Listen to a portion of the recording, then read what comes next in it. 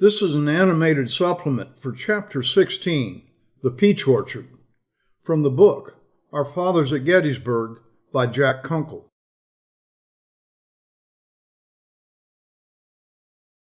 The battle at the Peach Orchard begins when Kershaw's Confederate brigade advances south of Wheatfield Road. Kershaw initially intended his entire brigade to strike the Federals on Stony Hill in the Wheatfield, but immediately he has to make a major change in plans. Barksdale's brigade to the north was supposed to advance at the same time, but for some reason he's late getting off the mark, thus leaving Kershaw's left flank completely exposed to the blistering artillery fire from the Federal cannon arrayed along Wheatfield Road. To deal with the danger on his left flank, Kershaw has to split his brigade in two, sending 3 of his regiments attacking toward the Federal guns at the Peach Orchard, while the rest of his brigade proceeds on toward Stony Hill.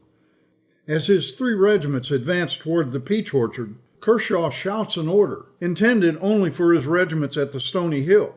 But the 2nd South Carolina commander hears the order and assumes it's intended for him, and he orders the regiment to face to the right, fully exposing the 2nd South Carolina's left flank to the Federal artillery, with tragic results. The 2nd South Carolina is devastated and has to fall back. The other 2 regiments, the 8th South Carolina and the 3rd South Carolina Battalion, without the support of the 2nd South Carolina, are forced to fall back themselves.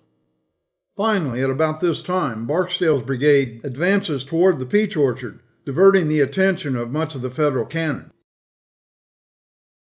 Now Barksdale's 4 Mississippi regiments advance directly toward the Peach Orchard from the west.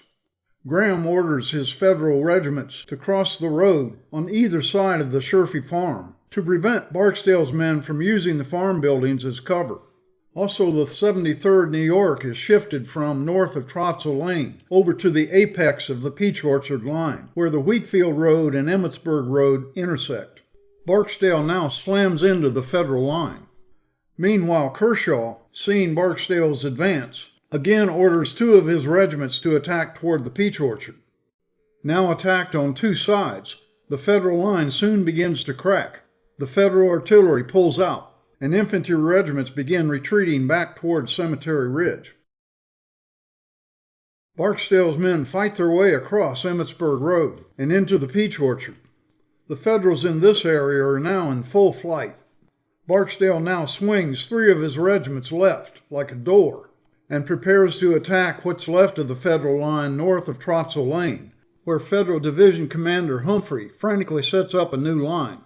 Barksdale's 4th Regiment, the 21st Mississippi, continues heading east, driving off any remaining Federals that might be on Barksdale's right flank, and also heading towards Bigelow's guns at the Trotzel farm. Meanwhile, Wofford's brigade now also advances from Seminary Ridge.